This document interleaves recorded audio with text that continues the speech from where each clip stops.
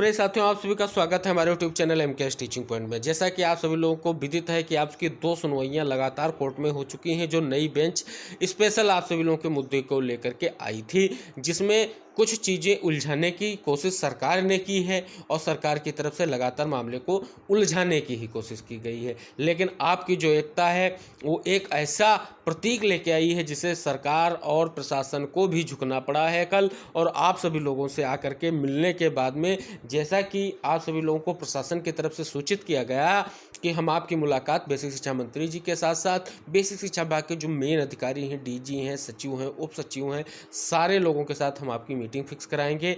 और meeting fix कराने के बाद आप अपने मुद्दे को वहां पर स्पष्ट रूप से रख सकते हैं, अपनी मांगों को कह सकते हैं।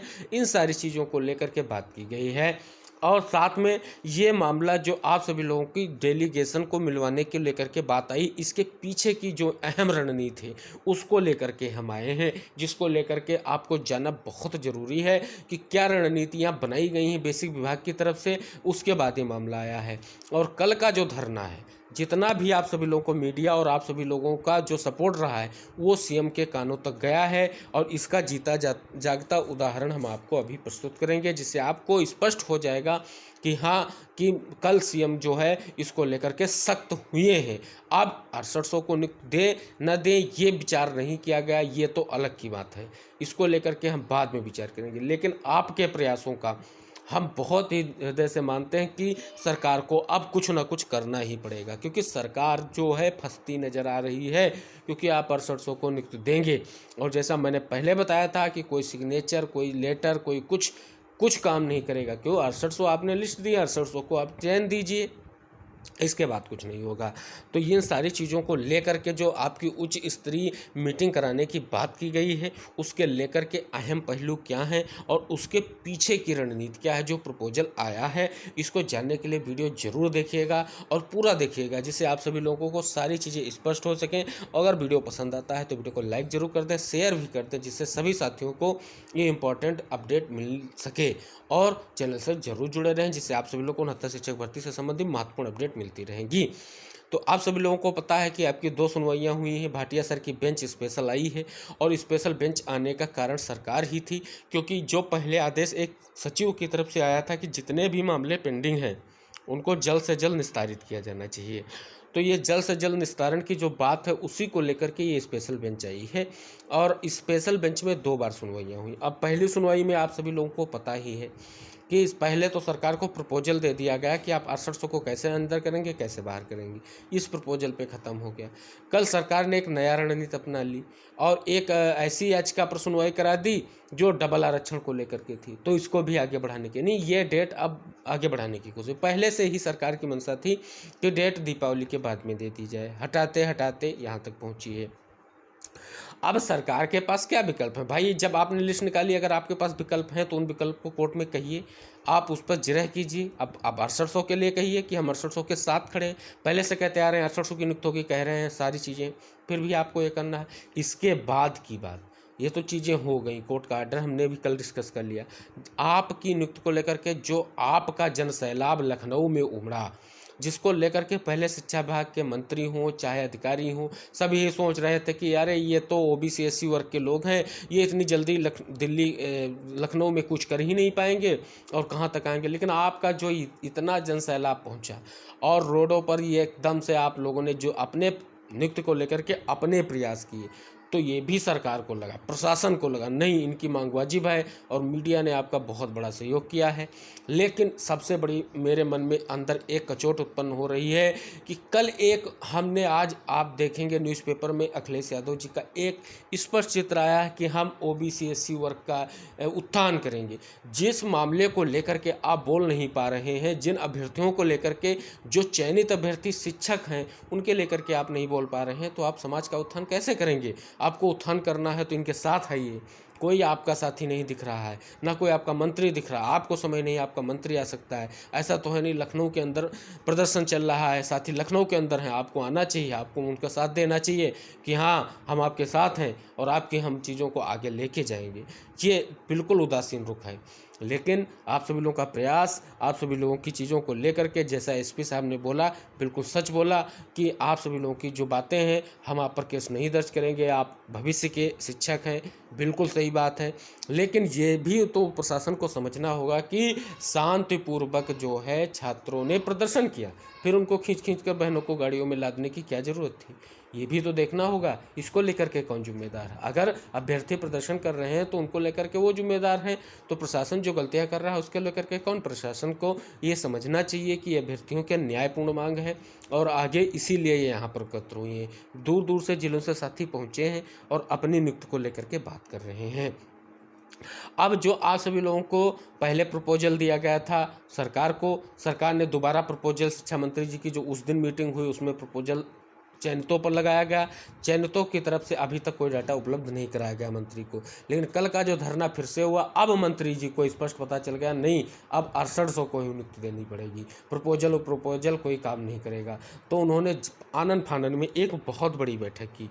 आपको प्रपोजल देने से पहले उसको किसी की सूचना नहीं थी, जिसमें आप देख सकते हैं ये आपकी सूचना इसलिए है क्योंकि ये मीटिंग चल रही है जिसमें सारे जिलों के बीएसए खंड शिक्षा अधिकारी सभी कनेक्टेड हैं और उसमें सारे आपके जितने भी बेसिक शिक्षा विभाग के ऑफिसर्स हैं, मेन ऑफिसर्स वो उपलब्ध हैं और बात चल रही है। और आप सभी लोग के धरने को लेकर के आप देख सकते हैं यहाँ पर माननीय मंत्री जी के चेहरे की सिकन देख सकते हैं कि नहीं अब 6800 के लिए कुछ करना है।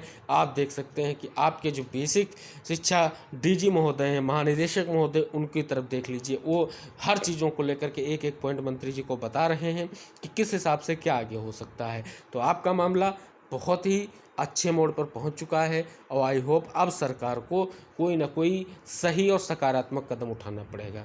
अब जो 48 घंटे का समय मांगा है कि आप सभी लोगों की हम जो है मीटिंग करवाएंगे प्रशासन ने, तो आई होप आप सभी लोगों की मीटिंग प्रशासन जरूर कराएगा। अगर मीटिंग प्रशासन करा देता है तो आपको एक डेलीगेशन सदस्य जाना है जिसमें आप सभी लोगों को ये स्पष्ट करना है कि जो भी परस्पर सहयोग के साथ में एक दूसरे पर आरोप प्रत्यारोप ना हो सके, ऐसी टीम को आपको गठित करना और मंत्री जी से मिलना है और अपने जो इम्पोर्टेंट पहलू को रखना है कि सर जो हमारी मांग है हमको नियुक्ति दे दी जाए। सर्वप्रथम बात यही है, हमको ये नहीं चाहिए कि कोर्ट में आपको ऐसे करेंगे क्या करेंगे, हमको नियुक्ति चाहिए, बस सीधी सी बात है। जिस बेस पे आप दे पाएँ, क्योंकि लिस्ट आपने निकाली है, किस आधार से देंगे ये आपकी समस्या है। हमारा लोगों का आर्थिक शोषण बहुत हो चुका है, अब आर्थिक शोषण की हमारे पास कोई भी गुंजाइश नहीं है।